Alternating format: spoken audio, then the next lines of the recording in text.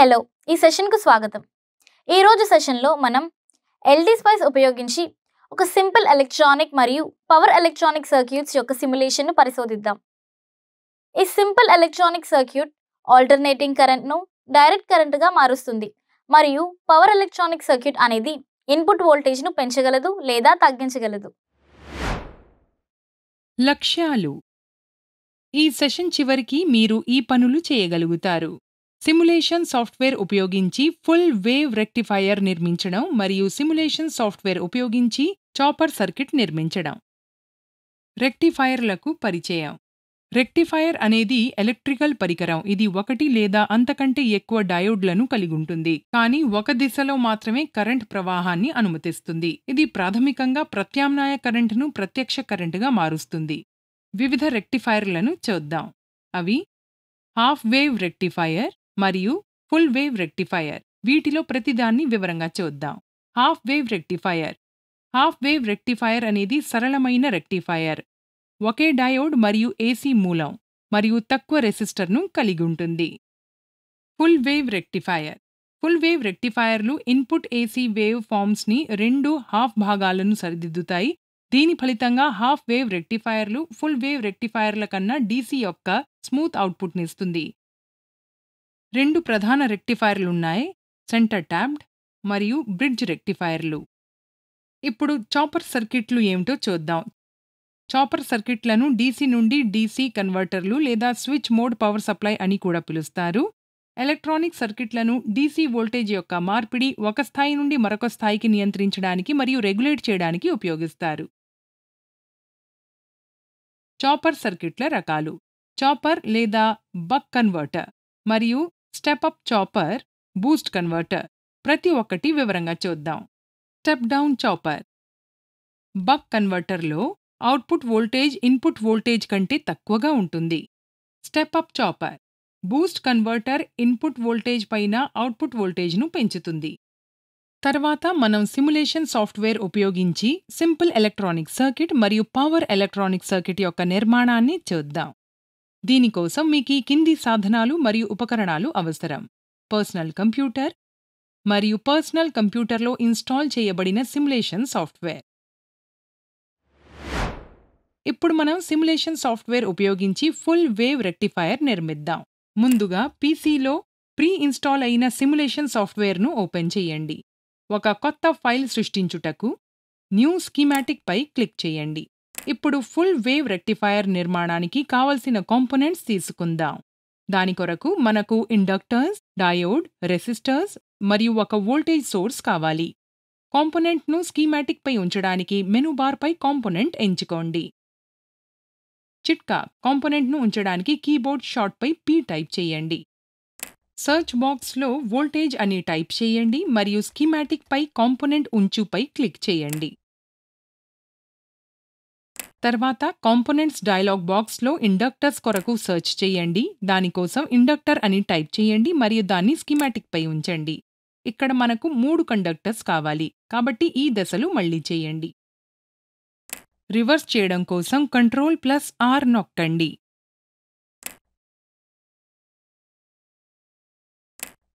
తర్వాత కాంపోనెంట్స్ మెనూలో డయోడ్ కొరకు సెర్చ్ చేయండి లేదా కీబోర్డ్ షార్ట్కట్గా డి ప్రెస్ చేయండి.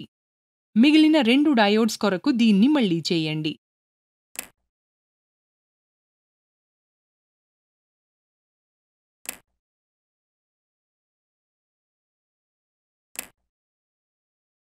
తర్వాత కాంపోనెంట్స్ మెనూలో రెసిస్టర్ కొరకు సెర్చ్ చేయండి లేదా కీబోర్డ్ షార్ట్కట్గా ఆర్ ప్రెస్ చేయండి.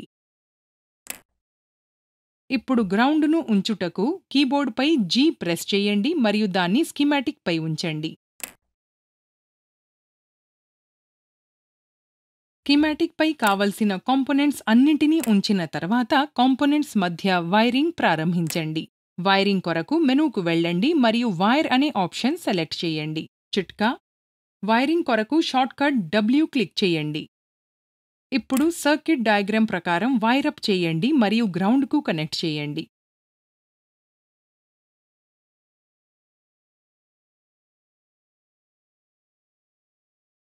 తర్వాత మనం వోల్టేజ్ స్పెసిఫికేషన్స్ను ఫిక్స్ చేయాలి. దానికోసం ముందుగా వోల్టేజ్పై రైట్ క్లిక్ చేయండి మరియు అడ్వాన్స్డ్పై క్లిక్ చేయండి. ఇన్పుట్ సిగ్నల్ ఉత్పన్నం చేయడం కోసం సైన్ మోడ్ను ఎంచుకోండి. ఇప్పుడు కాలమ్స్ పూరించండి. ఇప్పుడు మనం ఆఫ్సెట్ వాల్యూను 0 వోల్ట్గా, యాంప్లిట్యూడ్ను 230 వోల్ట్గా మరియు ఫ్రీక్వెన్సీని 50 హజార్డ్గా ఎంచుకోండి. సిరీస్ రెసిస్టెన్స్ వాల్యూను 0.1 మిల్లీ ఓమ్గా ఎంచుకోండి. తర్వాత మనం ఇండక్టెన్స్ వాల్యూను ఫిక్స్ చేయాలి. దానికోసం ముందుగా ఇండక్టర్పై రైట్ క్లిక్ చేయండి. ఇప్పుడు మొదటి ఇండక్టెన్స్ వాల్యూను 1 మిల్లీ హెన్రీగా ఫిక్స్ చేయండి మరియు ఓకే క్లిక్ చేయండి. ఇప్పుడు మళ్ళీ రెండవ ఇండక్టర్పై రైట్ క్లిక్ చేయండి మరియు దాని వాల్యూను 40 మైక్రో హెన్రీగా ఫిక్స్ చేయండి మరియు ఓకే క్లిక్ చేయండి. ఇండక్టర్పై రైట్ క్లిక్ చేయండి మరియు దాని వాల్యూను 40 మైక్రో హెన్రీగా ఫిక్స్ చేయండి మరియు ఓకే క్లిక్ చేయండి. తర్వాత మనం రెసిస్టెన్స్ వాల్యూను ఫిక్స్ చేయాలి.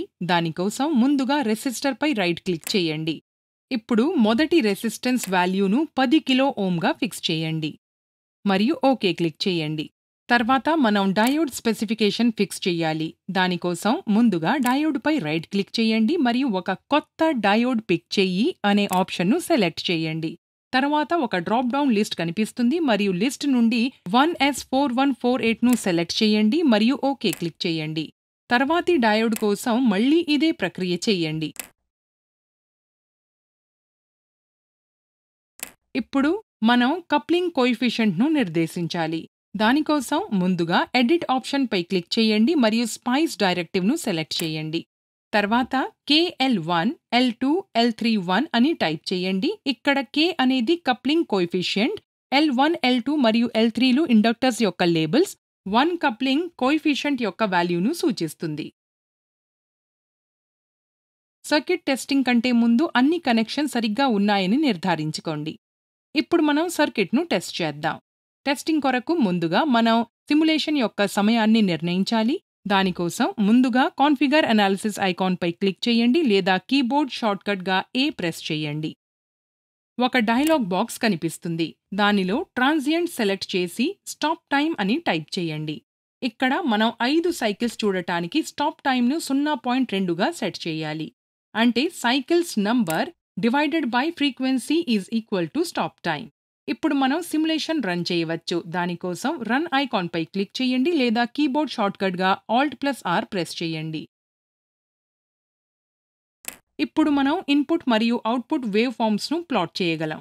ఇన్పుట్ వేవ్ ఫార్మ్ ప్లాటింగ్ కోసం కర్సర్ను ఇన్పుట్ వోల్టేజ్ను కనెక్ట్ చేసే వైర్పై ఉంచండి. ఇన్పుట్ వేవ్ ఫార్మ్ ప్లాట్ అవుతుంది. ఇప్పుడు మనం వేరొక ప్లాట్ ప్లేస్పై అవుట్పుట్ వేవ్ ఫార్మ్ను ప్లాట్ చేయగలం. దానికోసం ముందుగా మౌస్పై రైట్ క్లిక్ చేయండి మరియు add a plot place below అనే ఆప్షన్ను సెలెక్ట్ చేయండి. ఇప్పుడు అవుట్పుట్ వేవ్ ఫార్మ్స్ను ప్లాట్ చేయడానికి చూపించిన విధంగా డయోడ్గా రెసిస్టర్ను కనెక్ట్ చేసే వైర్పై క్లిక్ చేయండి. అవుట్పుట్ వేవ్ ఫార్మ్స్ ప్లాట్ అవుతుంది. ఇప్పుడు ఒక పవర్ ఎలక్ట్రానిక్ సర్క్యూట్ను నిర్మిద్దాం. ఇక్కడ మనం సిమ్యులేషన్ సాఫ్ట్వేర్ ఉపయోగించి ఒక సెట్ డౌన్ చాపర్ సర్క్యూట్ లేదా ఒక బక్ కన్వర్టర్ను నిర్మిస్తాం. ముందుగా ఇవ్వబడిన సర్క్యూట్ డయాగ్రామ్ ప్రకారం చాపర్ సర్క్యూట్ను నిర్మించండి. అన్ని కాంపోనెంట్స్ మరియు వైర్ను తగిన విధంగా ఉంచండి.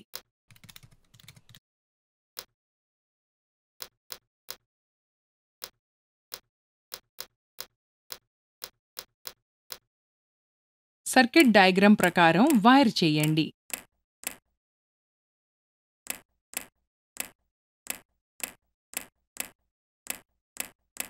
ఇప్పుడు సర్క్యూట్లోని ప్రతి కాంపోనెంట్కు మనం వాల్యూస్ అసైన్ చేస్తాం. Input voltage V1 = 50 volt. Okay click చేయండి. Inductance = 50 micro henry. Okay click చేయండి.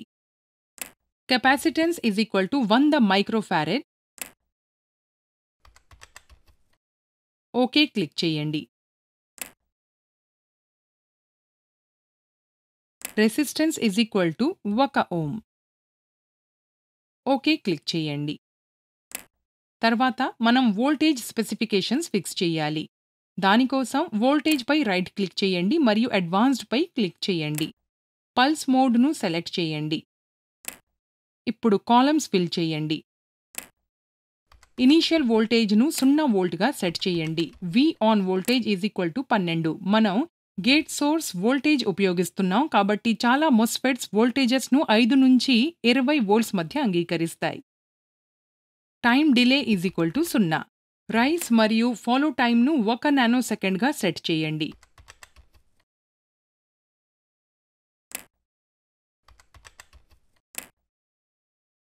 Time on is equal to 0.3 multiplied by 10 మైక్రోసెకండ్స్.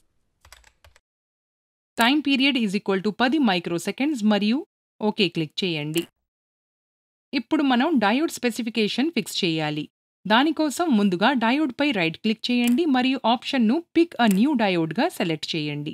తర్వాత ఒక డ్రాప్ డౌన్ లిస్ట్ కనిపిస్తుంది మరియు లిస్ట్ నుండి MBR1100ను సెలెక్ట్ చేయండి మరియు ఓకే క్లిక్ చేయండి.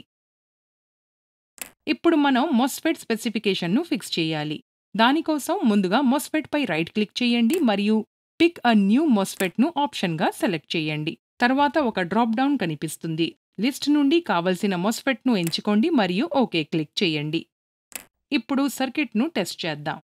టెస్టింగ్ కొరకు ముందుగా మనం సిమ్యులేషన్ యొక్క సమయాన్ని నిర్ణయించాలి. దానికోసం కాన్ఫిగర్ అనాలిసిస్ ఐకాన్పై క్లిక్ చేయండి లేదా కీబోర్డ్ షార్ట్కట్గా A ప్రెస్ చేయండి.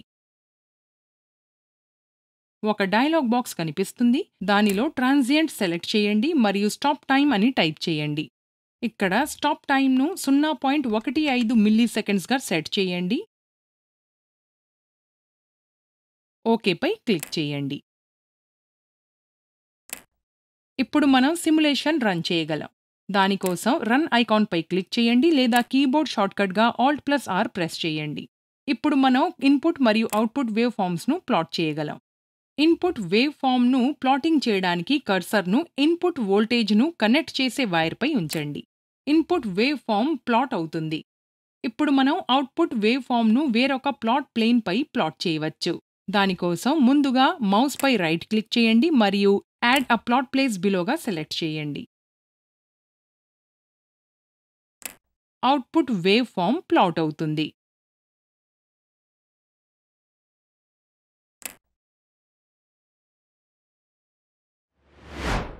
దీనితో మనం ఈ సెషన్ చివరికి వచ్చాం. ఈ సెషన్లో మనం ఈ క్రింది విషయాలను నేర్చుకున్నాం. సిమ్యులేషన్ సాఫ్ట్వేర్ ఉపయోగించి ఫుల్ వేవ్ రెక్టిఫైయర్ నిర్మించడం, సిమ్యులేషన్ సాఫ్ట్వేర్ ఉపయోగించి చాపర్ సర్క్యూట్ నిర్మించడం. వీక్షించినందుకు ధన్యవాదాలు. తరువాత సెషన్లో మళ్ళీ కలుద్దాం.